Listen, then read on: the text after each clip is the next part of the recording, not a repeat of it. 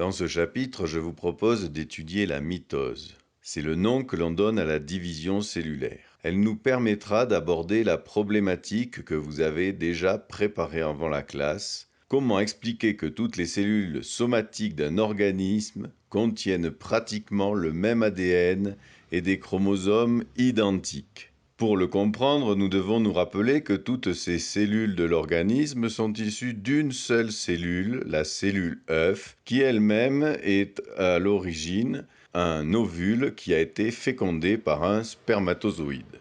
C'est la cellule œuf qui, par division cellulaire successive et très nombreuse, va donner les milliards de cellules qui composent l'organisme. Nous allons donc étudier en détail la division cellulaire pour savoir comment il est possible que toutes les cellules, à la fin, possèdent la même information génétique. Pour commencer, nous devons mettre en place un peu de vocabulaire. On appelle la cellule mère la cellule à l'origine de la division. Et on appelle les deux cellules filles les deux cellules qui proviennent de la division. Par rapport à notre problème, nous pouvons d'ores et déjà dire qu'il y a la copie de l'ADN de la cellule mère qui se retrouve dans chacune des cellules filles. La division devra donc séparer les deux copies de l'ADN de la cellule mère. Nous savons que ce sont les chromosomes qui contiennent l'ADN de la cellule. Nous allons donc plus précisément observer le comportement des chromosomes pendant la division cellulaire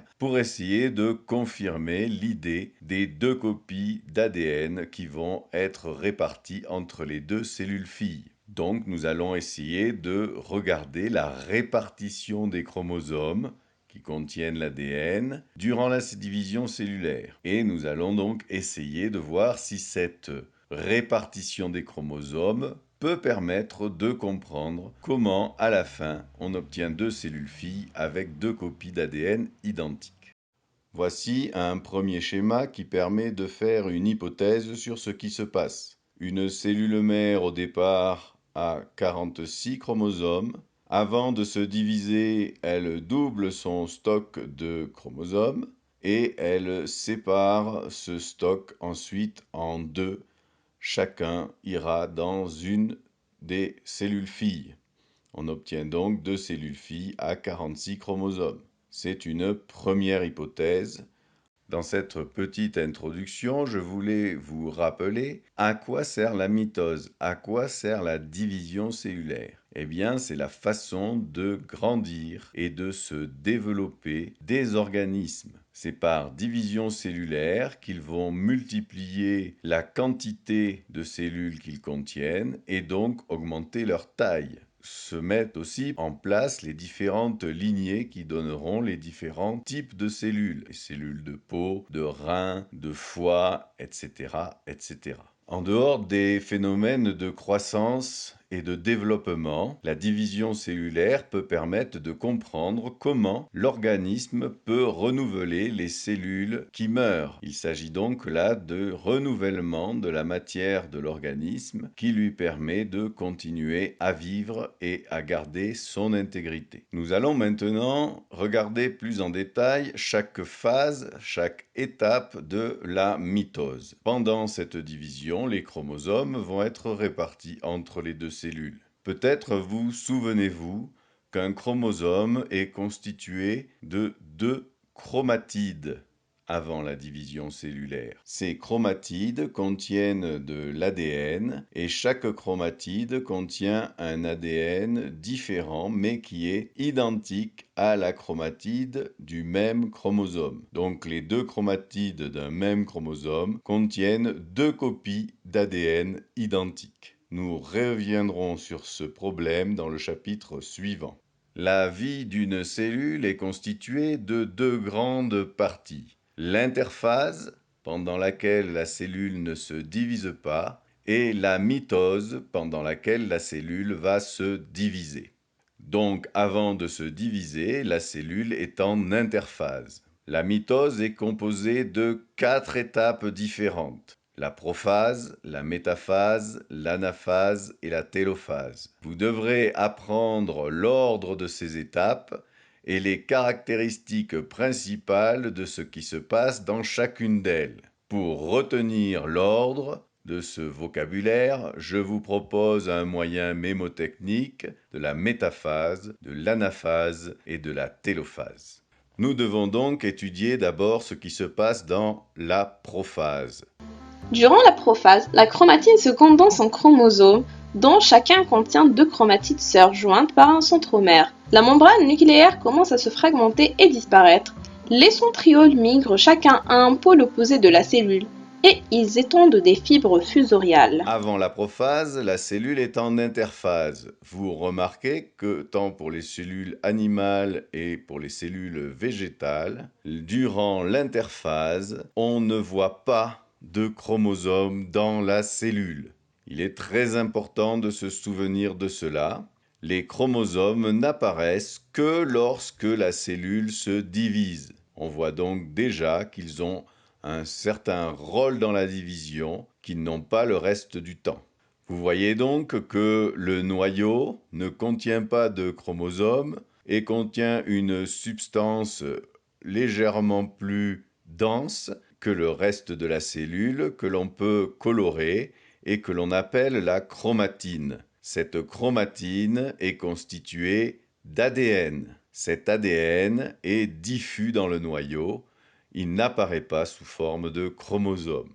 Vous voyez ici l'observation d'une prophase, la première étape de la division cellulaire. L'une des choses que vous pouvez remarquer tant pour la cellule animale que végétale, c'est que les chromosomes apparaissent durant cette phase. Voici l'explication de l'apparition des chromosomes. Les chromosomes sont constitués de l'ADN qui était déroulé sous forme diffuse à l'intérieur du noyau et que l'on appelait la chromatine. Vous voyez que cet ADN est constitué d'une longue molécule qui fait à peu près 2 nanomètres d'épaisseur. Cette longue molécule va peu à peu s'enrouler à la fois sur elle-même et autour d'un certain nombre de protéines et elle va s'enrouler plusieurs fois. À force de s'enrouler, vous voyez que son épaisseur augmente, passe dans un premier enroulement autour des protéines de 2 nanomètres à 11 nanomètres, puis 30 nanomètres quand cette nouvelle chaîne s'enroule sur elle-même, et puis 300 nanomètres, 700 nanomètres, pour finir par un chromosome qui fait à peu près 1400 nanomètres après de multiples enroulements de l'ADN sur lui-même. C'est pour cela que les chromosomes ne sont visibles au microscope optique que durant la mitose. C'est parce que dans la première phase de la mitose, dans la prophase, il y a ce que l'on appelle le mécanisme de condensation. L'ADN de ce chromosome s'enroule sur lui-même et entraîne un épaississement. C'est ce que l'on appelle la condensation. Un autre schéma qui permet de comprendre l'enroulement de l'ADN qui aboutit à l'épaississement durant la phase de condensation. La prophase est constituée d'un certain nombre de phénomènes. Le premier, c'est la condensation de la chromatine en chromosomes.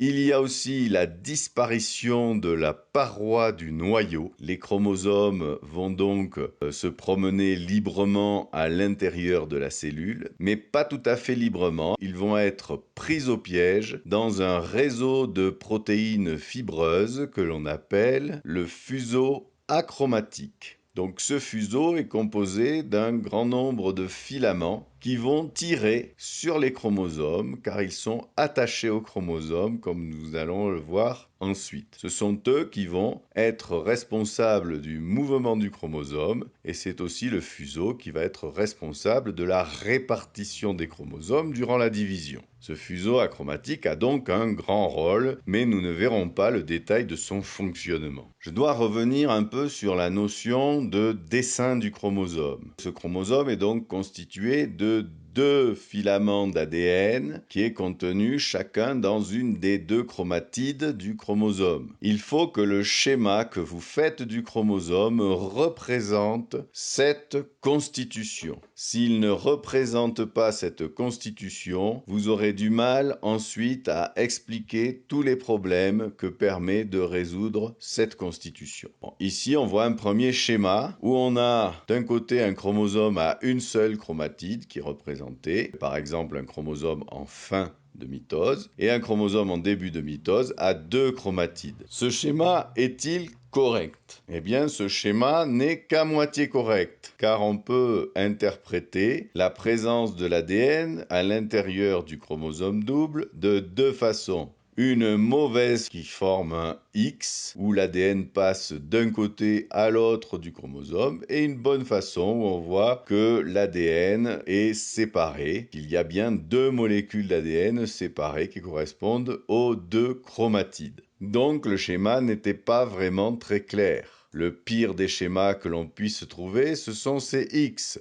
Quand on fait un X, on ne sait plus comment se comportent les chromatides. Donc là, j'ai trouvé ça sur un forum internet, des gens qui expliquent la répartition des chromatides. Vous voyez bien qu'à partir du X de départ, on ne comprend rien à ce qui se passe ensuite. Donc c'est une mauvaise représentation. Ne représentez jamais un chromosome par un X. Et maintenant, une bonne représentation, où là, on a carrément représenté les chromatides par un brin d'ADN enroulé, très gros, qui correspond bien à la réalité. Évidemment, un schéma ne peut pas toujours être aussi compliqué à dessiner. Un schéma, c'est fait pour être simple à dessiner. Et ça, c'est un très bon schéma. En voici un autre très bon schéma aussi, où on voit bien que les chromosomes doubles, sur le côté droit de l'image, sont composés de 2 molécules d'ADN séparées l'une de l'autre, et chacune forme une des chromatides du chromosome. Très bon schéma aussi, mais un petit peu long à faire. Voilà un schéma bien plus confus, vous voyez sur la gauche, on ne sait pas la molécule d'ADN si elle passe d'une chromatide à l'autre, donc c'est pas clair. Ça, c'est pas un bon schéma. Vous voyez sur le schéma de droite que les 2 chromatides sont séparées au niveau de ce que l'on appelle le centromère, là où sont attachées les 2 chromatides. Donc ça, c'est un schéma correct. Voici un ensemble de schémas. Ceux du haut ne sont pas corrects parce qu'ils ne représentent pas bien l'ADN qui se trouve à l'intérieur des chromatides. Ceux du bas sont corrects. Je vous laisse regarder pourquoi. Et si vous ne comprenez pas pourquoi, vous pourrez me poser la question durant le zoom. Une représentation du chromosome lorsqu'il est accroché par le fuseau. Donc cet ensemble de fibres qui vont diriger ses mouvements dans la cellule. Vous voyez qu'il est attaché au même endroit où s'attachent les 2 chromatides, au niveau de ce que l'on appelle le centromère. Et donc, on verra que ces filaments vont pouvoir tirer le chromosome et le faire bouger, voire le faire se répartir d'une cellule à l'autre. Pour la prophase, voici la formation du fuseau. Donc, vous voyez que le fuseau se forme à partir de 2 petites structures qu'on appelle les centrioles, qui vont se répartir aux 2 pôles de la cellule. Et de ces petits centrioles vont sortir toutes les fibres qui vont former le fuseau qui va emprisonner les chromosomes. Vous voyez que donc ce fuseau se forme, là vous le voyez sur la droite, à partir des centrioles, fait comme une espèce de toile d'araignée dans laquelle vont être accrochés les chromosomes. Et on peut le voir parce qu'on peut attacher des protéines fluorescentes au fuseau, des anticorps fluorescents, qui fait que le fuseau brille dans le microscope. Donc vous verrez qu'on peut avoir de très belles images du fuseau.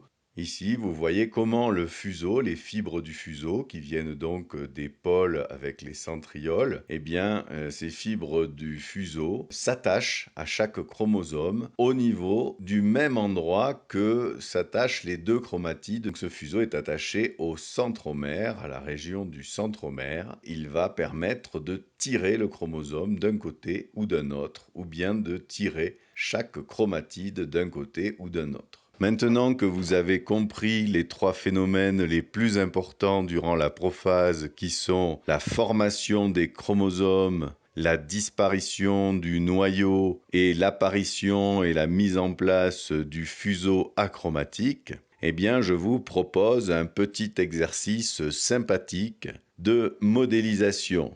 À l'aide d'une ficelle, d'une cordelette, vous essaierez de modéliser l'enroulement de l'ADN sur lui-même qui aboutit à l'épaississement du chromosome. Vous en ferez une petite vidéo avec votre portable et vous me l'enverrez de façon à ce que je puisse intégrer les meilleures de ces vidéos de modélisation à la vidéo finale qui raconte toute la mitose. Donc, je vous répète, pour la prochaine fois, essayez de me faire un petit film avec votre portable, par exemple, ou avec un appareil photo qui filme, comme vous le voulez, un petit film qui modélise, c'est-à-dire qui représente l'enroulement sur lui-même de la longue molécule de l'ADN, que vous pouvez représenter grâce à une cordelette ou à une ficelle. Essayez d'obtenir plusieurs enroulements successifs de façon à ce que l'on voit bien l'épaississement du chromosome lors de la condensation. Je vous remercie, à la prochaine fois.